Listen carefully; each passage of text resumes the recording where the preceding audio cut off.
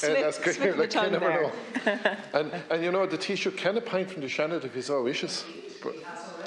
Colleagues in here. Anyway, listen, Gormaga the Leska here, look, and Minister Karen McNeill, you're very welcome to the House, and it's great when somebody from the actual relevant department is in a position to come in and take a commencement. And this is a commencement that is associated with the Department of Finance. And many colleagues here will understand the frustration and the difficulties sometimes in acquiring primary medical certificates. And a primary medical certificate eases the cost of people with disabilities acquiring transport, and indeed their loved ones acquiring transport. And coming from rural Ireland, I know the difficulties when it comes to transport. As somebody who doesn't drive myself, I'm relying on family and friends and indeed a public transport network to get me from A to B. People with complex disabilities in many cases are not entitled or don't secure a primary medical certificate when common sense and logic would suggest that they should. The thousands of people who have primary medical certificates have it for good reason, have it for medical reasons, and most cases are put them to good use, where either them or their loved ones is able to acquire a car to give them independence. But there are thousands more who are falling between the cracks. And those are the people I'm concerned about. And I'm also concerned about the fact that the primary medical certificate system is cumbersome, it's complex, it's difficult, it's challenging, and people who have acquired disabilities are finding it very frustrating. It certainly isn't facilitating equal access to transport, which would then facilitate the potential of gaining meaningful employment. And I really do believe that this needs to be reviewed. There was a motion passed at Clare County Council recently where a number of councillors experienced the same frustration that I'd say every public representative feels when somebody comes to them that you know in your heart and soul deserves and should get a primary medical certificate, but because of the convoluted, archaic and not updated procedures and processes fall between the cracks and doesn't succeed in acquiring a primary medical certificate. I think the system needs to be streamlined, it needs to be opened up a little, common sense needs to prevail, and when it's the right thing to do and when it's the fair thing to do and the proper thing to do, well then as a society we should be doing it. We want to see more people with disabilities in meaningful employment, because when people are in meaningful employment they're contributing to the system, they're paying their taxes, they feel more part of society. And that's what we want to strive. The recent census showed that there was a significant increase in the number of people in this country who have a declared disability or declare a disability.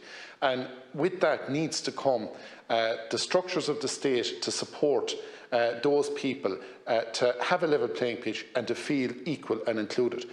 So, Minister, I'm appealing to you and Minister McGrath to review and update the system for acquiring a primary medical certificate. Thank you, Senator. Minister. Thank you, Senator, for raising this issue, and thank you for your consistent advocacy on this matter and on other matters around genuine inclusion for people with declared disabilities. As you highlight, there's far too many people not in a position to work because we haven't placed the correct structures there, and you have been a consistent advocate to make sure that there is better and proper inclusion. Specifically on the disabled drivers and disabled passengers tax concession schemes, as you're aware, Senator, it obviously provides relief from VAT and vehicle registration tax up to certain limits, an exemption from motor tax and a grant in respect of fuel for an adapted car for transport of a person with specific severe and permanent physical disabilities. In order to qualify for the scheme, the applicant must hold a primary medical certificate, as you have said, issued by the relevant senior area medical officer, or a board medical certificate issued by the Disabled Driver Medical Board of Appeal. To qualify for a primary medical certificate, an applicant must be permanently and severely disabled and satisfy at least one of the 6 medical criteria set out, as you have said, in the Finance Act of 2020. Now, We have to improve that, though, and the National Disability Inclusion Strategy Transport Working Group, which comprised members from a range of departments, agencies and disabled persons organisations, was tasked to review all government-funded transport and mobility supports for those with a disability, including this scheme. And officials from the Department of Children, Equality, Disability and Integration led the work of the group, and as part of its engagement in the process, of course, the Department of Finance established an information gathering criteria subgroup at the start of 2022. Now, its membership comprised of former members of the Disabled Drivers Medical Board of Appeal and principal medical officers in the HSE, and its purpose was to capture their experiences, their expertise and their perspectives in relation to the practical operation and administrative challenges of this scheme, as well as to explore what alternative vehicular arrangements might be available for those with mobility issues based on an international review of what's possible. The CSG work led to the production of 5 papers and a technical annex submitted to the Department of Children and Disability and Integration in July 2022. And the main conclusion, and this is really important, Senator, the main conclusion, of course, of the CSG was that the DDS needs to be replaced with a fit-for-purpose, needs-based vehicular adaptation scheme in line with best international practice. And of course, that is what you are calling for here today. So let me perhaps update you on the work and thank you for your advocacy in helping it with its urgency. The NDIS TWG final report was then published on the 24th of February 2023 and welcomed the proposal put forward by the Department of Finance and the criteria subgroup that the DDS is replaced with a needs-based grant-aided vehicular adaptation scheme, and they indicated that the proposal was a clear deliverable on which work could begin in the relatively near future. The report also noted that the DDS is entirely outdated, that the scheme needs to be addressed and changed as a matter of priority, but the report didn't set out the next steps, and so it was decided that the implementation needed to be considered, and as a result, under the aegis of the Department of Taoiseach, which shows you the importance of it, officials from the relevant different departments and agencies are currently meeting to discuss what is the best way forward. Department of Finance officials, I may say, are proactively engaging with this senior officials group as an important step on how to consider what is the best way to replace this, and as part of the broader government consideration of integrated transport and mobility supports for those with a disability. I may say to the Senator that 2 meetings have now been held, the first in July and the second more recently at the beginning of November. There are proposals with the Department of Taoiseach, whose officials are currently considering materials supplied after these meetings. So this is very much a live issue. Your commencement matter couldn't be more timely and important, and your perspectives on how this should work are welcome here this morning, and I will certainly bring those back to Department of Finance officials on your behalf. Thank you, Minister. Senator. And Minister, I have to say it's a very positive reply. It's great to know that work has already been done in this regard, that meetings have taken place, and I would be very confident that we'll see a new system that's more in line with modern Ireland and with the complex needs of people with disabilities, and also the ambitions of people with disabilities to live normal, equal lives, contributing to society in the manner in which to do. And just before I sit down, Cathaoirleach, this is the second time since I was elected to the Seanad in 12 years that I got a script from a minister that I could read.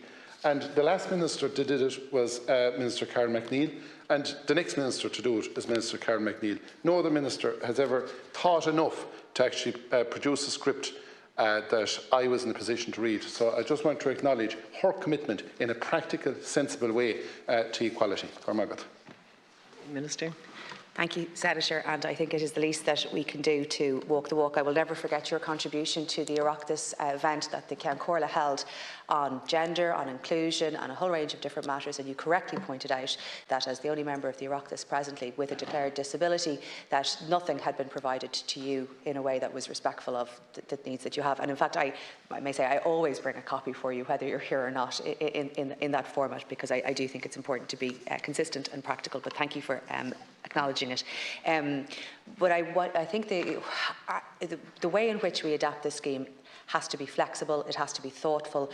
We cannot include everything. We do not necessarily want to include everything, but we need to recognise that disabilities are different and that there are many people who have invisible disabilities, perhaps, and it's important to see a collective understanding of that by government. I see that Heather Humphreys, for example, the Minister for Social Protection, has reflected upon that in respect of epilepsy and the impact of a seizure, ruling somebody out of driving potentially for a year, and what that means in terms of the availability of public transport supports. Disabilities are complex and different and very, very individual, and they impact people differently at different stages of their lives, irrespective of the status of the disability overall.